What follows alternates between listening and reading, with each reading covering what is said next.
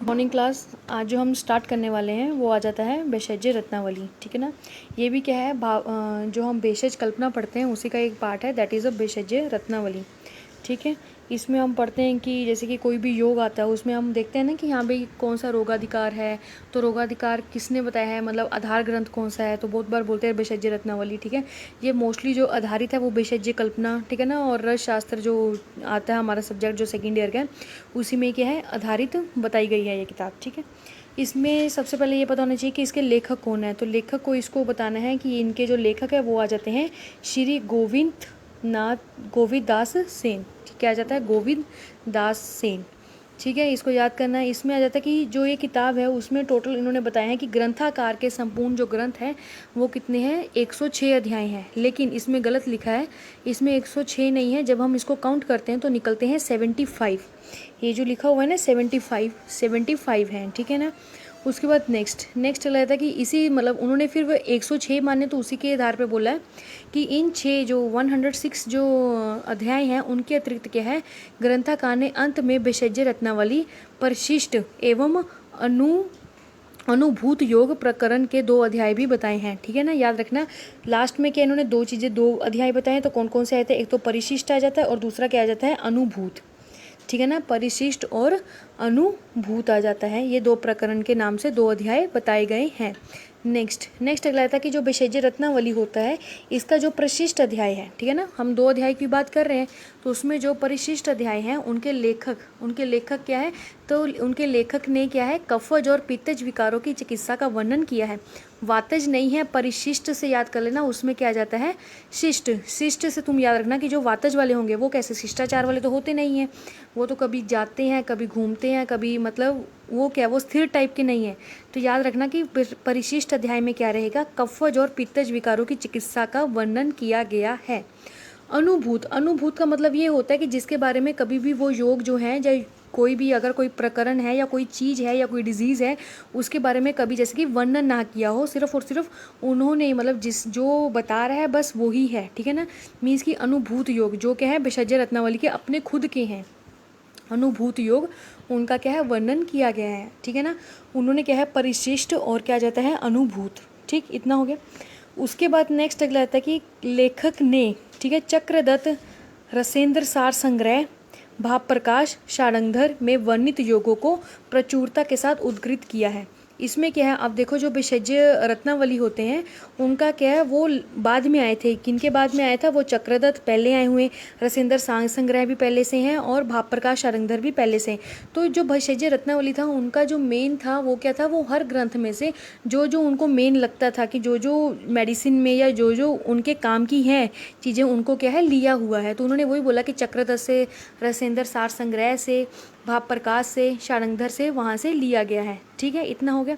Next उन्होंने क्या, एक पंचांग होता है, वर्ड पंचांग। ठीक है, तो पंचांग को उन्होंने बोला कि उन्होंने पंचांग जब भी बोला है, जैसे कि फॉर एग्जांपल आप लोग कोई भी योग बनाते हैं, तो योग जब भी हम बनाते हैं तो सबसे पहले भेषज रत्नावली की किताब लेते हैं।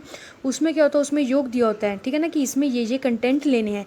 कई बार ऐसा होता है कि हमें जो योग जब दिए होते हैं कंटेंट, तो उसमें लिखा होता है कि इसका क्या लेना है, पंचांग लेना है। तो सबके पंचांग क्या है, अलग अलग होते हैं। ठीक है, लेकिन जो भेषज रत्नावली का जो पंचांग है उनमें क्या आ जाता है, उनमें आ जाता है, आपको ट्रिक याद करनी है, दैट इज़ अ मूत पप्पू फल। क्या आ जाएगा, मूत पप्पू फल। मुँह से आ जाएगा हमारा मूल, त से आ जाएगा त्वक, प से आ जाएगा हमारा पत्र, पू से आ जाएगा हमारा पुष्प, फल। ठीक है ना, तो ये जो 5 चीज़ें हैं, मतलब 5 हैं, तो 5 अंग, दैट इज़ कौन से 5 अंग होते हैं, तो मूत पप्पू फल। ठीक है, इतना हो गया। नेक्स्ट क्या है, उन्होंने सन्निपात जो ज्वर है, ठीक है ना, उनमें क्या बताया गया, जो सन्निपात ज्वर होते हैं, ज्वर के भी भेद होते हैं। ठीक है ना, तो 8 प्रकार के ज्वर भी बताए गए हैं, फिर अगंतुज के 4 प्रकार के भी बताए गए हैं। तो उसमें जो सन्निपात जो ज्वर होता है उसमें क्या इन्होंने बोला कि हमें क्या है, स्वेदन प्रक्रिया करनी चाहिए, मतलब कि हमें पुनः पुनः क्या है, स्वेदन करना चाहिए। ठीक है, नेक्स्ट अगला आता है हमारे पास कि संदिग्ध ज्वर। ठीक है ना, क्या आ जाता है, संदिग्ध ज्वर। तो संदिग्ध ज्वर क्या आ जाता है, और साथ में अंतक ज्वर। ठीक है, ये 2 ज्वर जो होते हैं उसकी चिकित्सा का वर्णन कहाँ किया गया, तो उसकी भी चिकित्सा का वर्णन भेषज रत्नावली में किया गया है। ठीक है, याद रखना कि अंतक और संदिग्ध। ठीक है, इतना हो गया।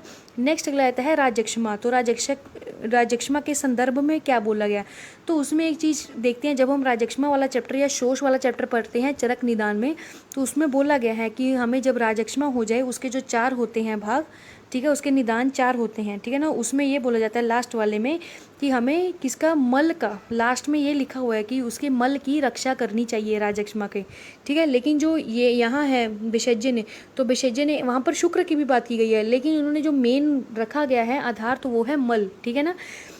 तो इसमें क्या है, इसमें बोला गया कि बल को शुक्र के अधीन माना गया है, जीवन को मल के अधीन माना गया है, ठीक है। तो यक्ष्मा का जो रोगी होगा उसमें क्या है, शुक्र और मल की रक्षा करने का निर्देश बताया गया है।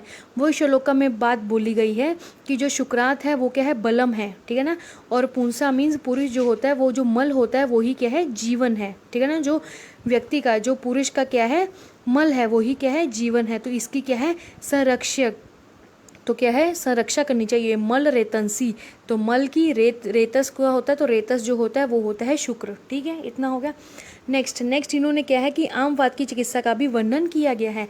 तो आमवाद की चिकित्सा का वर्णन करते हुए उन्होंने बोला है कि इसमें लंघन, स्वेदन, तिक्त, दीपन, कटु, वो चीज़ें देनी चाहिए, विरेचन करवाना चाहिए, स्नेहपान करवाना चाहिए, बस्ती देनी चाहिए, जिससे क्या है, जो मारुत है, मारुत मीन्स जो वायु है वो क्या खत्म हो जाएगी। जब हम वात पित्त कफ पढ़ते हैं तो वात में हम क्या करवाते हैं, बस्ती करवाते हैं, पित्त में विरेचन होता है, और कफ में क्या होता है, वमन होता है, ठीक है। उसी हिसाब से इन्होंने बताया गया है।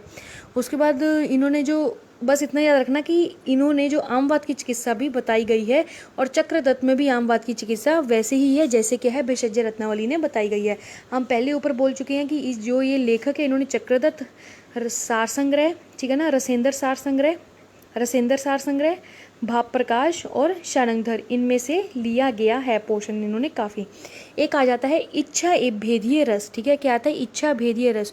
उसमें क्या होता है, उसमें ये बोलते हैं कि जो शीतल जल, अगर हम इच्छा भेदीय जो रस है उसको अगर हम शीतल जल के साथ देते हैं तो क्या होता है, दस्तावर, मतलब क्या होता है, दस्त लग जाते हैं। अगर इच्छा भेदीय जो रस है उसका अधिक स्राव होने लग पड़े, मीन्स अधिक स्राव हो रहा है, तो उसको रोकने के लिए क्या करना चाहिए, मंद उष्ण जल का प्रयोग करना चाहिए। पूछ लेते हैं कि इच्छा भेदीय रस अगर हमने वमन करवाना हो तो क्या करें, मतलब कि अगर हमने उसका मल को निकालना है तो क्या करना चाहिए, शीत जल के साथ। अगर हम जो उसके दस्त हैं उसको अगर रोकना चाहते हैं, उसके स्राव को रोकना चाहते हैं, दस्तों के स्राव को, तो क्या करना चाहिए कि मंद और उष्ण जल का प्रयोग, मंद उष्ण, ठीक है ना, का प्रयोग करना चाहिए।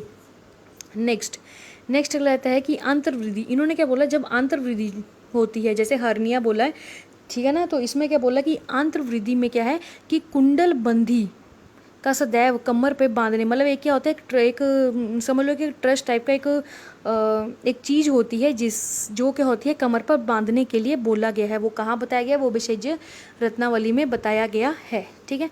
नेक्स्ट अगला आता है इनके विशिष्ट रोगाधिकार हैं, ठीक है। इन्होंने कुछ रोग ऐसे बताए हैं जो कहीं भी उनका नाम नहीं आया होगा, ठीक है। तो विशिष्ट रोगा जो के नाम अध्याय हैं, कुछ विशिष्ट व्याधियों का वर्णन यहाँ पर बताया गया है। तो इसमें सबसे पहले आता है स्मरण उन्माद, ठीक है ना। उसके बाद आता है गदोद वेग, ठीक है। तत्व उन्माद, चलवात, तांडव रोग, स्नायु रोग, सखालित्य, ठीक है, रोग, खंजनिका रोग, उरुस्तय रोग, ठीक है, और बहुमूत्रता, ठीक है। यहाँ पर जो चलवात लिखा है वो गलत है, यहाँ पर जो इसने बताया वो बताया है अचल, क्या जाता है, अचल, ठीक है। उसके बाद ये क्या है, इन्होंने ऐसी चीज़ें बताई हैं जो कभी भी आपने सुनी नहीं होंगी इससे पहले, ठीक है ना, कुछ चीज़ें। नेक्स्ट अगला आता है कि उन्होंने क्या बोला, ये जो हमने चिकित्सा जो बताई गई है वो किसके लिए बताई गई है, वो स्मरण उन्माद के लिए बताई गई है। किसके लिए बताई गई है, स्मरण उन्माद के लिए बताई गई है। उन्होंने बोला है यदि कोई हमसे कोई प्रिय चीज़ है हमारी, जो हमें क्या है बार बार याद आती है, उससे जो लोग पागल हो जाते, तो उससे हमें अगर छुटकारा पाना है तो क्या करेंगे, या तो फिर क्या है कि उस चीज़ को छोड़ दो, और दूसरी उन्होंने क्या बोली है कि द्वेष उत्पन्न करो। यहाँ पर वो मिसिंग है चीज़, क्या आ जाता है, या तो द्वेष उसको उत्पन्न कर दो, मतलब अगर संयोग, या तो उनका संयोग करवा दो, या तो उनको मिलवा दो, या फिर क्या है इनको द्वेष उत्पन्न कर दो, ठीक है। ये दो चीज़ें बोली गई हैं किसके लिए, स्मरण उन्माद के लिए। नेक्स्ट अगला आ जाता है गदो उद्वेग। तो उसमें ये बोला गया कि अपदार्थगत का ही नाम है। पदार्थ जो होते हैं ना, जिसका क्या होता है, पद का कोई अर्थ निकलता है उसको हम क्या बोल देते हैं, पदार्थ बोल देते हैं। तो अपदार्थगत का ही नाम है। गदोद्वेद क्या है, अपदार्थ गद्य का ही नाम है। इसमें क्या है, आश्वासन हर्ष, मतलब इसमें हमने क्या देना है, आश्वासन देना। मीन्स ऐसी कोई चीज़, गदो उद्वेद का मतलब होता है ऐसी कोई चीज़ जो है ही नहीं है, लेकिन फिर क्या उसको उस चीज़ का प्रॉब्लम हो रही है, ठीक है ना। गद उद्वेद मतलब अपदार्थ, मीन्स क्या आ जाएगा, अपदार्थ मीन्स जो पदार्थ है ही नहीं है। तो इसमें क्या आ जाएगा, इसमें आ जाएगा कि उसको आश्वासन देना चाहिए, उसको खुश रहना चाहिए, हर्ष करवाना चाहिए, वातानुलोमक वाली चिकित्सा करवानी चाहिए, अग्नि को दीप्त करना चाहिए। आम, अब देखो जो ज़्यादा सोचेगा ज़्यादा करेगा तो उसको क्या करना चाहिए, उसको आम पाचक की चिकित्सा करनी चाहिए। और क्या उसका निर्देश किया गया है, ठीक है। और नेक्स्ट अगला आता है अतत्व, क्या जाता है, तत्व उन्माद। देखो जो